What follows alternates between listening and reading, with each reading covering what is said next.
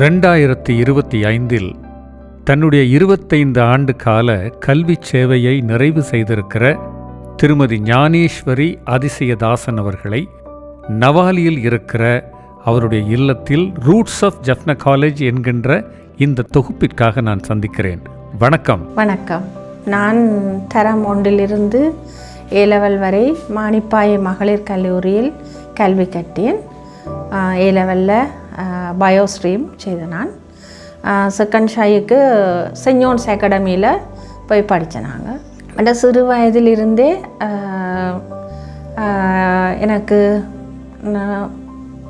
பாட்டுகள், வர சின்ன சின்ன விளையாட்டுகள், கை வேலை செய்கிறது, அதெல்லாம் நல்ல விருப்பம். நான் என் வீட்டை அப்படி தான் டெக்கரேட் பண்ணி வச்சுருப்பேன்.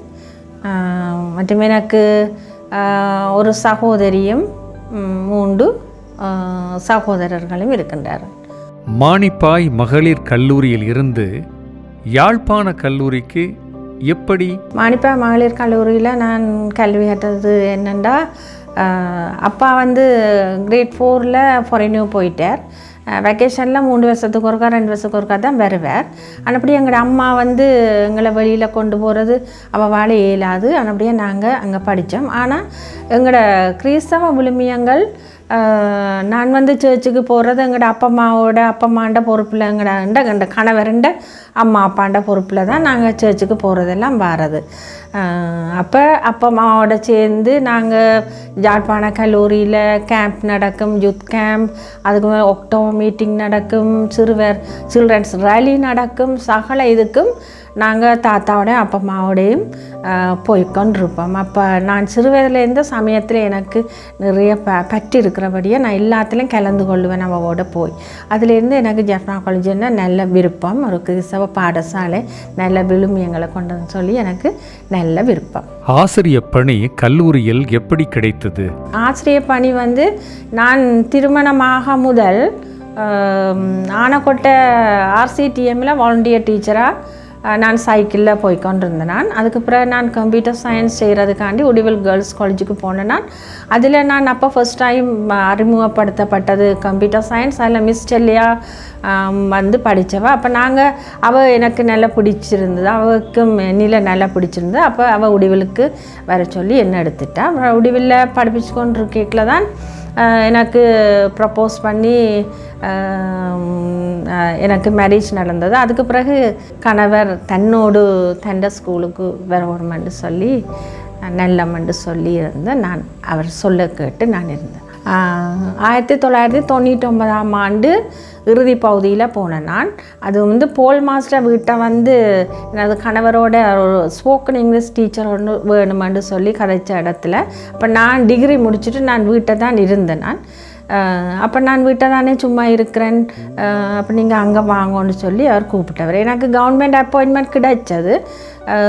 ஃபர்ஸ்ட் அப்பாயின்மெண்ட் மன்னர் மடுவலையம் கிடைச்சது. அடுத்தது எனக்கு கிளிநொச்சி கிடைச்சது. ஆனால் நான் போகல. ஃபர்ஸ்ட் அப்பாயின்மெண்ட்டில் முதல் 25 பேருக்கும் ஜஃப்னாவில் தான் கிடைச்சது. நான் 26ஆவது லிஸ்ட்டில். அப்படியே எனக்கு மடுவலையம். இப்போ நான் அதை அதிர்ஷ்டம் பண்ணுறேன்டா, நான் யாழ்ப்பாண கல்லூரிக்கு 25க்குள்ளே வந்திருந்தால் நான் வந்திருக்க மாட்டேன். அங்கே போகக்கூடிய ஊரில் தானேண்டு போட்டு நான் என்னை எல்லோரும் அங்கே அனுப்பியிருப்பேன் அவங்களோட அப்பா.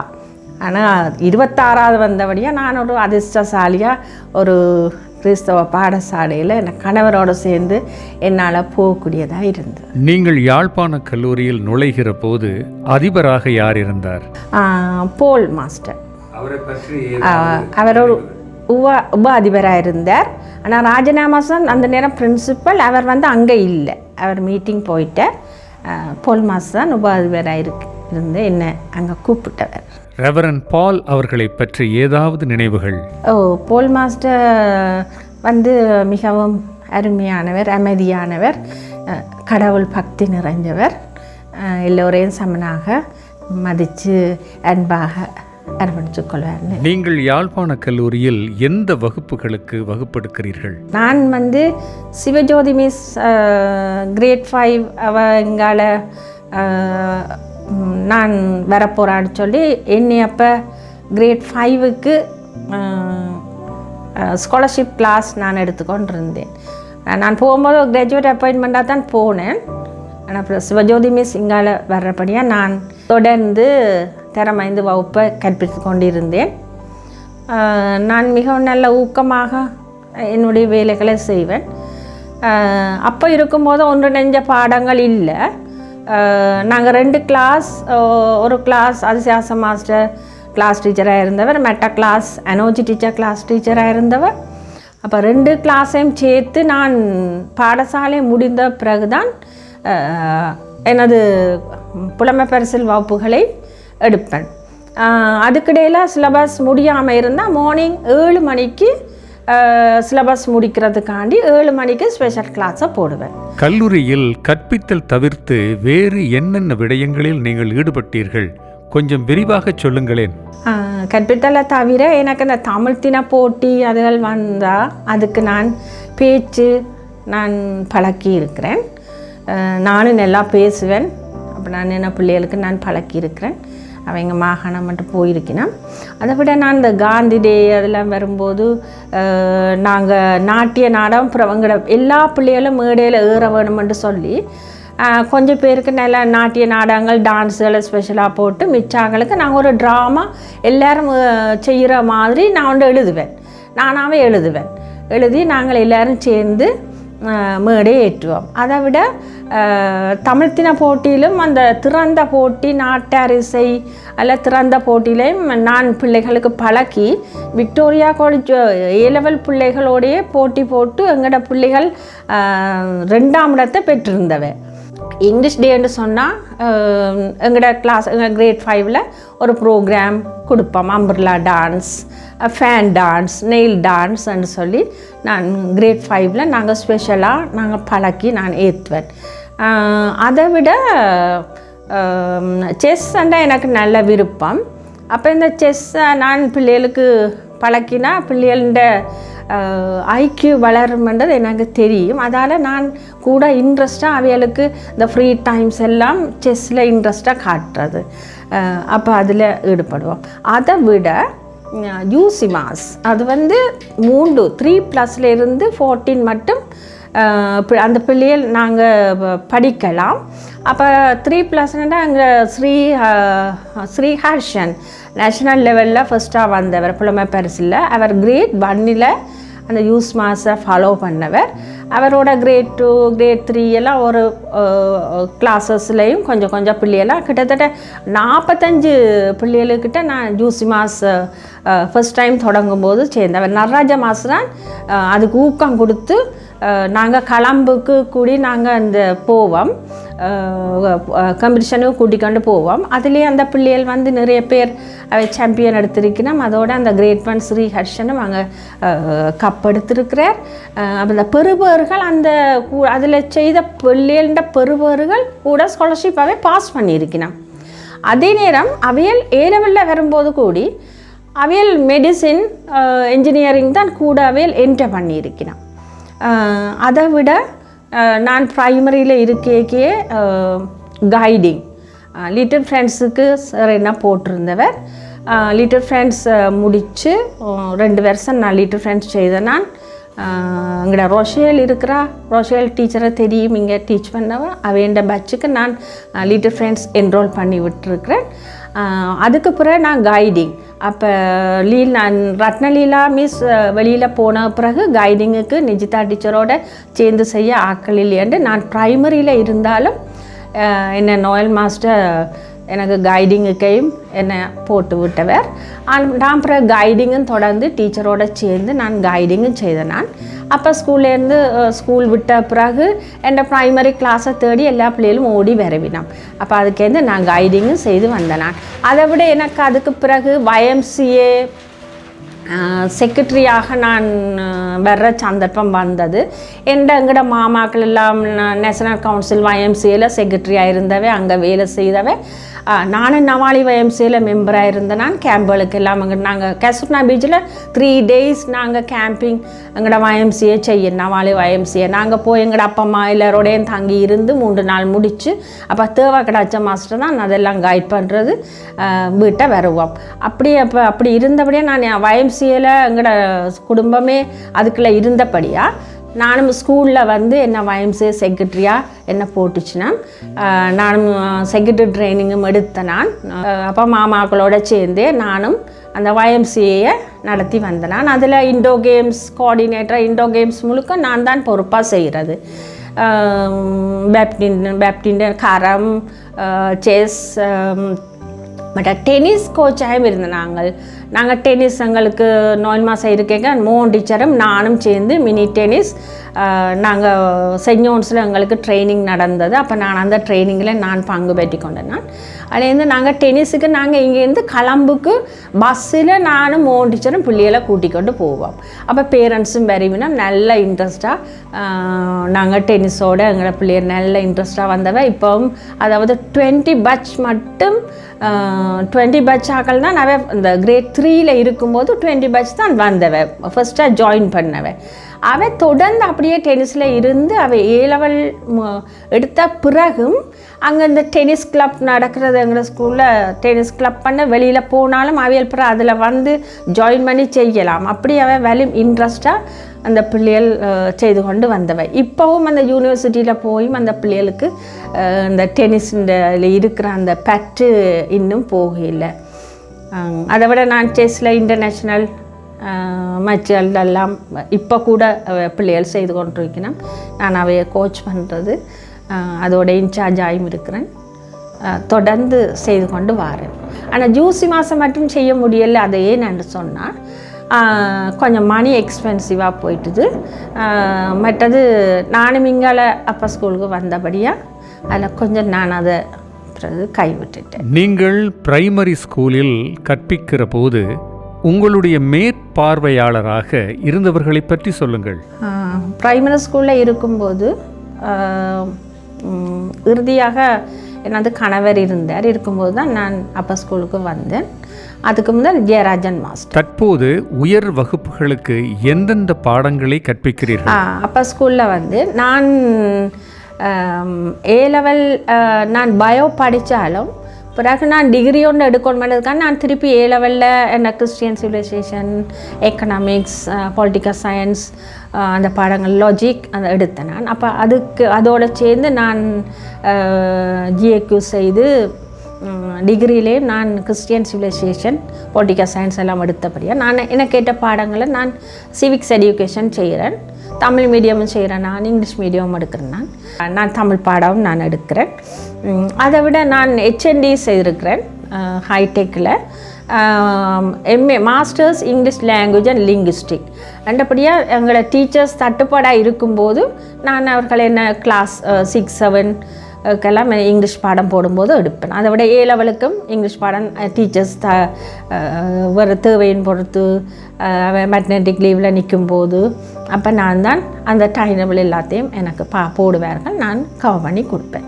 யாழ்ப்பாண கல்லூரியின் ஆசிரிய பணி என்பது உங்களது மனதிற்கு பிடித்ததான ஒன்றாக இருக்கிறதா? அதை கொஞ்சம் விபரியுங்களேன். நான் அப்போ இந்த கணவர் என்ன இங்கே தான் வரணுமென்று சொல்லும்போது எனக்கு மிகவும் ஆசை. நான் ஆசைப்பட்டு தான் நான் மட்டும் நான் இருந்தேன், அவரோடையே நான் இங்கேயே வர வேணும் என்று சொல்லி நான் வேலும் சந்தோஷமாக என்னுடைய நேரத்தை முழுக்க அர்ப்பணிப்பேன். நான் டியூஷன் எல்லாம் கொடுக்குறதில்ல. அப்படியே ஸ்கூல் விட்ட பிறகும் அப்படியே நாங்கள் நிற்போம், நின்று 4:30 மட்டும் எனது தரம் 5 வகுப்புகளுக்கு நான் பாடங்கள் எடுப்பேன். 4:30 பிறகு தான் நான் வீட்டை போவேன். அது தையல் வேலையெல்லாம் எனக்கு நல்லா பிடிக்கும். அப்போ நின்று ஸ்கூல் விட்ட பிறகும் நான் கிரேட் 5ல் தலைவனியூரை ஃபஸ்ட்டாக நான் தான் தைக்க பழக்கி நான் பிள்ளைகள் அதெல்லாம் பழக வேணுமென்னு சொல்லி பொறுமையோட பிள்ளைகளும் இருந்து பேரண்ட்ஸும் நிற்பினோம் இருந்து நாங்கள் செய்வினோம். இப்போவும் நான் இங்கால வந்த பிறகும் 2017 இங்கால வந்து நான் அதுக்கு பிறகும் என்னுடைய வேலைகள் செஸ் பழக்குவேன். மற்ற இண்டோ கேம்ஸும் பிள்ளைகள் அங்கே விளையாடி கொண்டு இருக்கும்போது இப்போ 2 வருட காலமாகத்தான் அதை பிரித்து கொடுத்துருக்கு. அதுக்கு முதல் நானே தான் எல்லா கேம்ஸையும் நான் பார்க்குறேன். நான் இண்டோ கேம்ஸ் முழுக்க நானே நின்று பார்த்து YMCA நாங்கள் மேட்ச் வைக்கிறேன். நாங்கள் ஸ்கூலுக்குள்ளே இண்டர் ஸ்கூல் அந்த மேட்ச் முழுக்க நானே என்ட்ரி ஃபார்ம்ஸ் கொடுத்து கலெக்ட் பண்ணி ட்ரோ போட்டு சகல மேட்சும் எங்களோட ஃபிசிக்கல் டைரக்டரோட உதவியோடு அவர் ஸ்டார்ட் பண்ணி விடுவார் மோனகுமார். அதுக்கு பிறகு நான் வச்சு முடிப்பேன். இப்போ எங்களுக்கு ஒன் சார் இருக்கிற அதே மாதிரி அவரும் இப்போ எங்களுக்கு உதவி செய்கிறார். நான் செய்து முடிக்கிறது. அதை விட கரோல் சர்வீஸ் ப்ராக்டிஸ் அண்டா கம்பைன் கரோலுக்கும் நான் இவாஞ்சல் டீச்சரோடு சேர்ந்து நான் அவருக்கு ஹெல்ப் பண்ணியிருக்கிறேன். ரொசெட் செய்கிறது மற்ற மாறி மாறி நாங்கள் செஞ்சோன்ஸு கூட்டிக்கொண்டு போகும்போது நான் டீச்சரோடு சேர்ந்து போவேன். சில வேளை மாறி நானும் போவேன். அப்படி நான் உதவி செய்திருக்கிறேன். நான் ஹவுஸ் டீச்சராக இருந்திருக்கேன். ஏப்ரஹாம் ஹவுஸ் டீச்சர், நானும் டீச்சர் தான். ஏப்ரஹாம் ஹவுஸ் டீச்சர் 2 பேரும் நின்று பிணையத்தில் நின்று பழக்குவோம். டீச்சர் சொல்கிறது நான் செய்வேன். அப்படி நாங்கள் எங்களோட ஹவுஸே நாங்கள் வளர்த்து வந்தோம். அப்படி இங்கால வந்தப்புறம் நான் ஸ்போர்ட்ஸ் செக்ரட்டரியாக வந்துட்டேன். வேஞ்சோ டீச்சர் போனப்புறம் நான் ஸ்போர்ட்ஸ் செக்ரட்டரியாக இருந்தேன். நான் அந்த நேரத்தில் எனக்கு ஹவுஸ் இல்லை. அப்புறம் இப்போ இன்னொரு செக்ரட்டரி வந்திருக்கிறான். யாழ்ப்பாண கல்லூரியில் உங்களுடைய கல்வி பணி என்பது மிகவும் மகிழ்ச்சியோடு தொடர்ந்து கொண்டே இருக்கிறது. மாணவர்களையும் பெற்றோர்களையும் அதிகம் நேசிக்கிற ஒரு ஆசிரியை நீங்கள் உயர் வகுப்புக்கு வகுப்பெடுக்கிற போது உங்களுக்கு அதிபர்களாக இருந்தவர்களை பற்றி சொல்லுங்கள். அப்பா ஸ்கூலுக்கு வரும்போது நோயல் மாதம் ரிட்டையர் பண்ணுறார் சோலமன் சார், அங்கே அப்பாயின்ட் பண்ணி வரார். அப்போ நான் 6, 7 அப்போ போர்ட் மீட்டிங் முடித்து சோலமன் சார் சிரித்து கொண்டு வந்து நான் அப்போ அதில் நின்று நான் அப்போ முந்தி போர்ட் மீட்டிங் நடக்கும்போது அட்மினிஸ்ட்ரேட்டர்ஸ் எல்லோரும் அங்கே அவைக்கும் லஞ்ச் நடக்கிறது. அப்போ நான் ஒய்ஃப் தானே, அப்போ சார் ஒய்ஃப் தானே சூப்பர்வைசர். அப்போ நான் அங்கே நிற்கும்போது சோலமன் சார் எனக்கு டக்குன்னு வந்து கை கொடுத்தார். அப்போ நான் என்ன சார் இன்றைக்கு கை தாரீங்கன்னா அம்மா 6, 7 கோஆர்டினேட்டராக இங்கால எடுத்தாச்சுன்ட்டு சொன்னேன். அப்போ நான் அவர் சொன்னதை நான் ஏற்றுக்கொண்டு இங்கால பொறுப்பு செய்தேன். அதிபர் ரெவரன் சாலமன் அவர்களை பற்றிய உங்கள் எண்ணங்கள் என்ன? கடுமையாகவும் இருப்பார், ஆனால் அன்பாகவும் இருப்பார். கண்டிக்க வேண்டிய நேரத்தில் கண்டிப்பார். மற்றபடி நல்ல அன்பாக எங்களுக்கு அவர் ஒரு கவுன்சிலர் மாதிரி தான். அவர் ஒரு கவுன்சிலர் வந்து எப்படி இருப்பாரோ அவர் அந்தந்த நேரத்தில் அன்பாகவும் இருப்பார். எங்களுக்கு சில இதுகளை சொல்ல வேண்டிய நேரத்தில் கடுமையாக சொல்லியும் இருப்பார். அதோட நாங்கள் குவார்ட்டர்ஸில் இருந்தபடியாக எங்களோட கணவர் வார்டனாக இருந்ததுலேருந்து நாங்கள் குவார்ட்டர்ஸுக்கு வந்துட்டோம். அப்போ அதுலேருந்து சாரோடையும் நல்ல பர்த்டே அதில்னா நாங்கள் போகிறது. இப்போ இந்த 3 பிள்ளைகளோடையும் சாருக்கு நல்ல விருப்பம். அப்படி அவர் சாரோட நாங்கள் இருந்ததுக்கு நாங்கள் கொடுத்து வச்சுருக்கோம். நாங்கள் இந்த 25 ஆண்டு கால கல்வி பணியில் உங்கள் மறக்க முடியாத நினைவுகள் என்ன? மறக்க முடியாத நினைவுன்னும் போது இந்த பென்சார் கேர்ள் கைட்ஸில் இப்போ எங்களோட கம்பெனி நல்லா வளர்ந்து பிரசிடென்ட் கைடு அவார்டுக்கு 3 பேர் செலக்ட் பண்ணப்பட்டவ. அது எங்களுக்கு மிகவும் சந்தோஷம். இதுவரையும் அதில் ஒருத்தரும் செலக்ட் பண்ணப்பட்டே வர இல்லை. அப்போ இப்போ முன்னேறி வர்றது எங்களுக்கு மிகவும் சந்தோஷம். அதோடு இன்னொன்று என்னென்னா இப்போ இருக்கிற அதிபர் வந்து எங்களுக்கு அவர்கிட்ட காலத்தில் எங்களுக்கு 3 டென்த் வந்து கிடைச்சிருக்குது. அதுக்கும் மிகவும் சந்தோஷம். அதுக்கு நன்றி சொல்கிறேன். நான் எங்கிட்ட சிராக்குலா சிங்கத்துக்கு அதுக்கு நன்றி சொல்கிறேன். கைடிங்கில் நான் பிஜிஏ 3 பேர் செலக்டடாக இருந்தவன். அதே மாதிரி ப்ரைம் மினிஸ்டர் அவார்ட் அதில் சொலமன் சார்ன்ற காலத்தில் 2 பேர், பெலினி கோபிகாண்ட 2 பேர் ப்ரைம் மினிஸ்டர் அவார்டு எடுத்தவ சீனியர் கைட்டில். லாஸ்ட் இயர் ருக்ஸிரா மேடம் இருக்கையும் ஜெயதீபாவும் டிலக்ஷனாவும் ப்ரைம் மினிஸ்டர் அவார்டு எடுத்திருக்கிறோம். அது எங்களுக்கு பெரிய ஒரு வெற்றி. ஸ்பெஷலாக நாங்கள் இப்போ எல்லா ஸ்கூல்லேயுமே தனி கம்பெனியாண்டு சீனியர் கைடுக்கு இல்லை. அப்போ என்னட்டுக்கு கீழே இருந்த பிள்ளையை நான் கேப்டனாக போட்டு புது கம்பெனி எங்களோட மேடம் இருக்க நாங்கள் சீனியர் கைட் கம்பெனியும் ஸ்டார்ட் பண்ணிட்டோம். அது எங்களுக்கு ஒரு பெரிய ஒரு வெற்றி. இங்கிலீஷ் டே கம்பெனிஷன்லேயும் ஒரு ஸ்பெஷல் என்னென்னா சொலமன் சாருக்கு தேங்க் பண்ணணும். எனக்கு அந்த வாய்ப்பை தந்ததுக்கு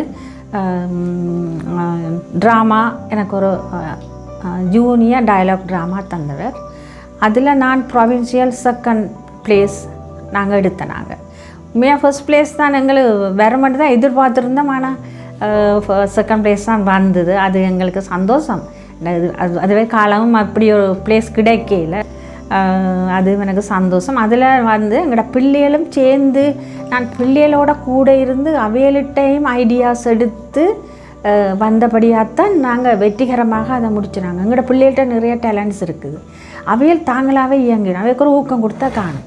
அப்போ நாங்கள் ஒரு ஸ்டோரி எடுத்து அதை சேஞ்ச் பண்ணுவோம்னா ஒவ்வொரு ஆக்களும் ஒவ்வொரு கருத்து சொல்லிச்சிட்டோம். எல்லாத்தையும் சேர்த்து அதை சரியானதை எடுத்துக்கொண்டு வந்து நாங்கள் செய்து முடித்தோம். பிள்ளைகளுக்கு தான் அந்த வெற்றி. ப்ரைமரியில் இருக்கும்போது நான் ஜனனி மிஸ் தான் அதுக்கு பொறுப்பாக இருந்தவர். நடராஜ மாதம் அதை ஸ்பெஷலாக கொண்டு வந்து அப்பாயிண்ட் பண்ணவர்.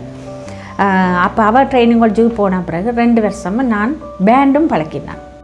ரவுண்ட் டேபிளில் வட்ட மீசை ரவுண்ட் டேபிளில் நான் செக்ரட்டரியாக இருந்து பிறகு ப்ரெசிடெண்ட்டாக இருந்தேன். அப்போ செக்ரட்டரியாக இருக்கும்போது நாங்கள் என்ன சொன்னால் ஒரு கூல் பார்ட்டி வைப்போம்னு சொல்லி நாங்கள் பங்க ஹோலில் அப்போ நான் ஜோராஜனேட்ட தான் உர பேக் எல்லாம் வேண்டிக் கொண்டு ஒவ்வொரு மார்க்கெட்டாக கூழுக்கு தேவையான சாமான் எல்லாம் வேண்டிக் கொண்டு அங்கே பெரிய ஒரு கூல் பார்ட்டி. அப்போ நாங்கள் எல்லாருமே ஒற்றுமையாக சந்தோஷமாக இருந்தோம் அந்த காலம். அதில் நாங்கள் மறக்கவே முடியாது. யாழ்ப்பாண கல்லூரியின் வாழ்க்கை என்பது மாணவர்களுக்கு மட்டுமல்ல, ஆசிரியர்களுக்கும் மகிழ்ச்சியான ஒரு வாழ்க்கைதான். இந்த அறை ஞானேஸ்வரி டீச்சர் அவர்களுடைய அறை. இங்கே தான் அவருடைய மாணவர்களின் ஆக்கங்களும் அவர்கள் பெற்ற விருதுகளும் காட்சிக்கு வைக்கப்பட்டிருக்கின்றன.